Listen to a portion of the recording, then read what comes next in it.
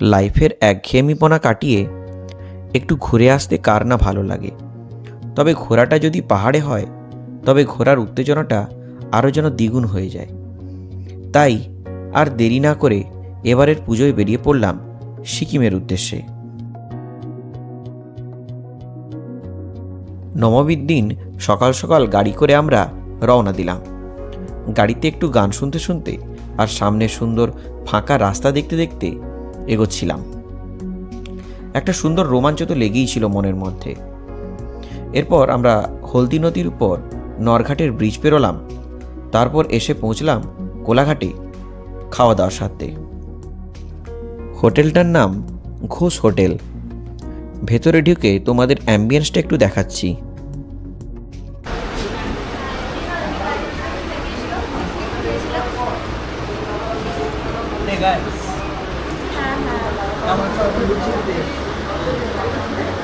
আমরা এখন খেতে এসে গেছি।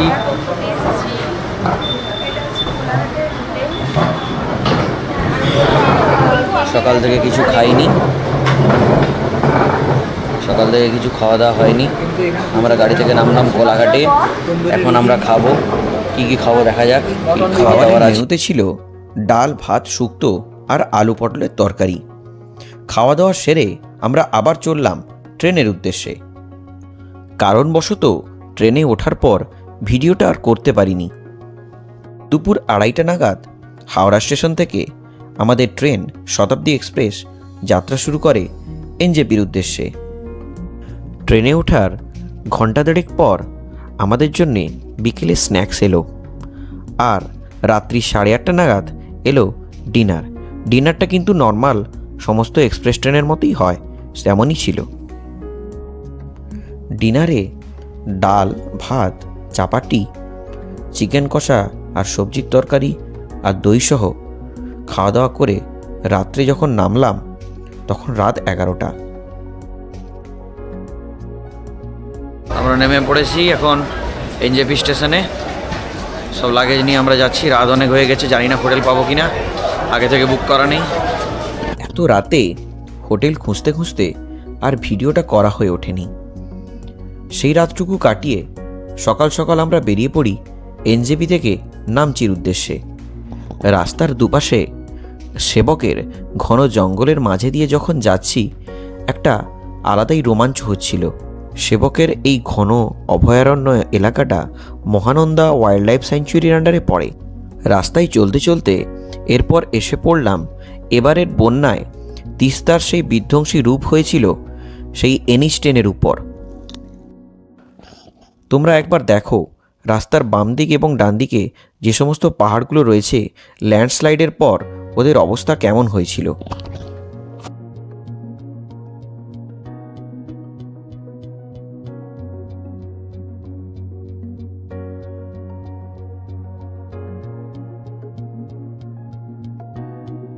ভোরে ভোরে হোটেল থেকে বেরোনোর জন্যে খাওয়া দাওয়া ঠিকঠাক করতে পারিনি, তাই খিদে খুবই পেয়েছিল। আমরা রোড সাইড একটা রেস্টুরেন্টে নেমেছিলাম ব্রেকফাস্ট সারতে। এই যে সবাইকে দেখতে পাচ্ছ বমি করে ক্লান্ত। প্রথম পাহাড়ে এসেছে, আরেকজন লজ্জায় মুখ দিয়েছে বমি করে ক্লান্ত। আর ইনি খাবেন মটন কারি ব্রেকফাস্টে। লোক সামলাতে পারছে না। মোমো তো পাচ্ছি না। মোমো খাও, তাতে কোনো অসুবিধা নেই। তোমরা ঢেলে বের করানো যাবে না, হজম করতে হবে। ব্রেকফাস্টের মেনুতে আমাদের ছিল স্যান্ডউইচ, রুটি আর মটরের তরকারি, আর নিয়েছিলাম মোমো। তবে সিকিমের মোমোটা সত্যি অসাধারণ। এখানকার প্রত্যেকটা জায়গায় মোমোর ভেতরের যে জুসিনেস আর টেন্ডারনেসটা থাকে সেটা আমাদের এই এরিয়ায় পাওয়াই যায় না। এক কথায় সত্যি প্রত্যেকটি খাওয়া দাওয়াই ছিল দুর্দান্ত।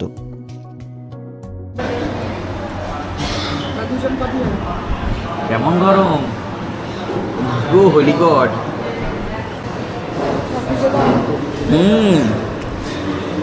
রেস্টুরেন্টের চারিদিকটা বড্ড সুন্দর ছিল। আর ওই যে দূরে দেখা যাচ্ছে তিস্তা নদী এবং তার কুলুকুলু ধ্বনি এত দূর পর্যন্ত আসছিল। খাওয়া দাওয়া শেষ করে আমরা আবার বেরিয়ে পড়লাম নামচির উদ্দেশ্যে।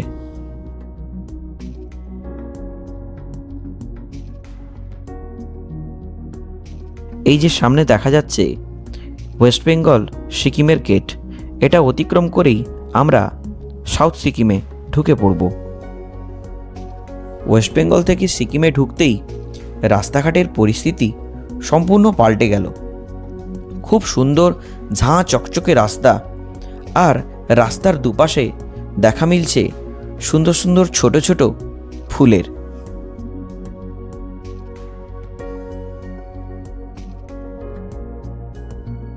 রাস্তার একপাশে তিস্তা নদী আর একপাশে খাড়া পর্বত। এই সুন্দর প্রাকৃতিক সৌন্দর্য দেখতে দেখতে আমরা ঢুকে পড়লাম নামচিতে। গাড়ি থেকে নেমেই আমরা ঢুকে পড়লাম হোটেলে। আমাদের বুক করা হোটেলটার নাম ছিল সারথি হোমস্টে। সিঁড়ি দিয়ে উপরে উঠতেই বারান্দা থেকে একটা অপূর্ব দৃশ্য চোখে পড়ল। ব্যালকনি থেকে পাহাড় ও মেঘে ঢাকা নামচিটাকে অপূর্ব লাগছিল। আর এই করিডর দিয়ে চলে গেলেই ছিল বাম দিকে আমাদের রুম।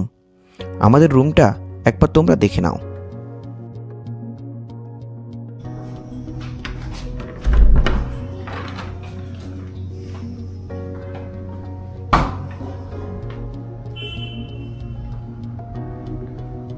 রুম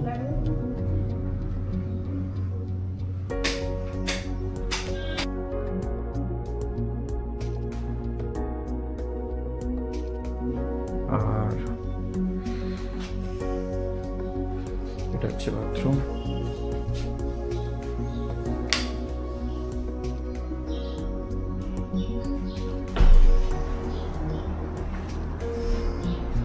এটা এতটাই ভালো লাগছিল, মনে হচ্ছিল এখানে প্রায় ঘন্টাখানিক কাটিয়ে দিই। যাই হোক, এরপর আমরা ফ্রেশ হয়ে নেমে গেলাম নিচে খাওয়া দাওয়া করার জন্যে। দুপুরের লাঞ্চে নিয়েছিলাম আমরা বিরিয়ানি, আর সাথে নিয়েছিলাম পর্কের কারি।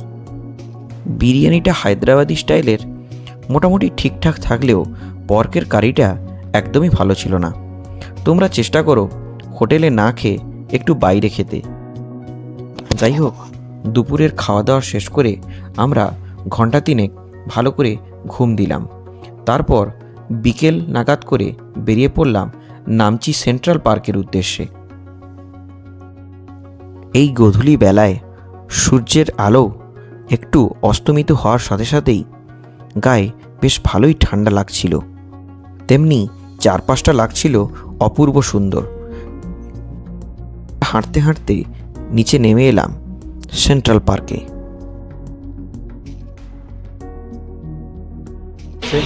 সিকিমের দুর্গাপুজোর প্যান্ডেল, ঠাকুর মনে হয় ভাসানো হয়ে গেছে।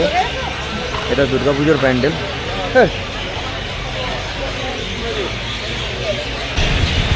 ये सेंट्रल पार्क किस तरह? सेंट्रल पार्क इधर ही है। इधर मतलब? हाँ, इधर ही है सेंट्रल पार्क। अच्छा अच्छा अच्छा अच्छा। अरे এটাকেই সেন্ট্রাল পার্ক বলে, এই এরিয়াটাকে সেন্ট্রাল পার্ক বলে, ঘোরার জায়গা। ঠাকুর নেই, এটা খালি মণ্ডপ।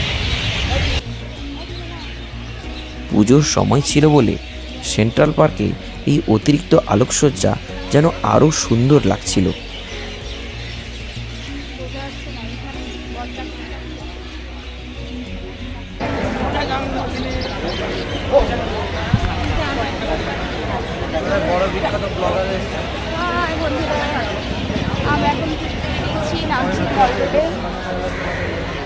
টকের এমজি মার্গের মতো এখানকার সেন্ট্রাল পার্কও বড্ড সুন্দর।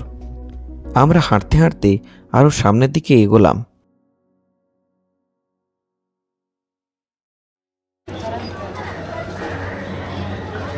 ইনি প্রথম মনে হয় কুকুরের গা এক্সপেরিয়েন্স করছেন। কেমন লাগছে কুকুরের গাকে?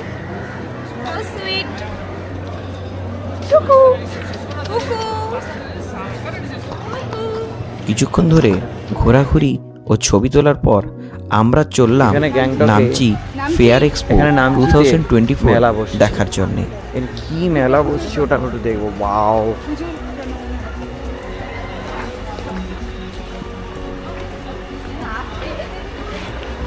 এই ফেয়ার এক্সপো 2024-এ অনেক ধরনের জিনিসপত্র ছিল। দোকানই বিভিন্ন জায়গার জামা কাপড় থেকে শুরু করে বাসনপত্র এবং একটা মেলায় যা যা জিনিস থাকে সবই প্রায় এখানে ছিল।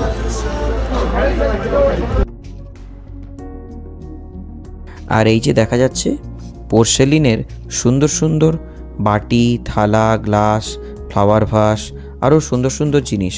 তোমরা এগুলো দেখো আর এনজয় করো।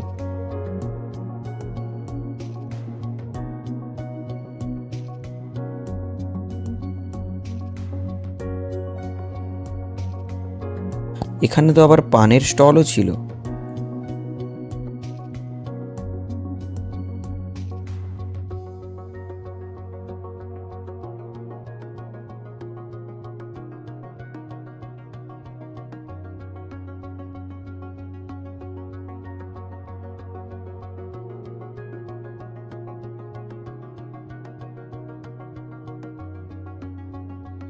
এক্সপো দেখে আমরা ঢুকলাম একটা চায়ের দোকানে।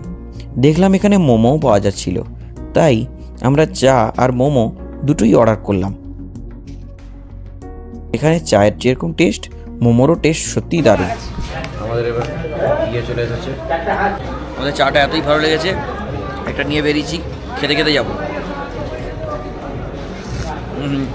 অসাধারণ। আচ্ছা, এইটার নামটা দেখে সুন্দর, এত সুন্দর। এই হোটেলটা হচ্ছে হোটেল রকভিল। ঠিকঠাক নিচে যে দোকানটা আছে, তার নিচে যে মিষ্টি দোকানটা আছে, এই যে পূজা ফাস্ট ফুড। মেঘগুলো উড়ে বেড়াচ্ছে, রাস্তা অন্ধকার, আর আমরা ফিরছি। পেছনে আছে ভাইরা অনেকটা দূরে, আর আমরা ফিরছি। আমরা যেখানে আছি অনেকটাই টপে এবং খাড়া উঁচু রাস্তা।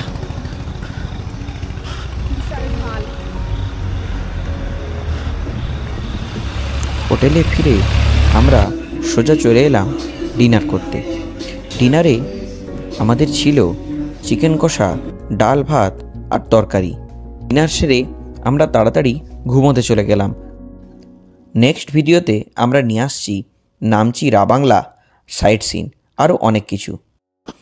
ভিডিওটি ভালো লাগলে চ্যানেলটিকে তোমরা অবশ্যই সাবস্ক্রাইব করো।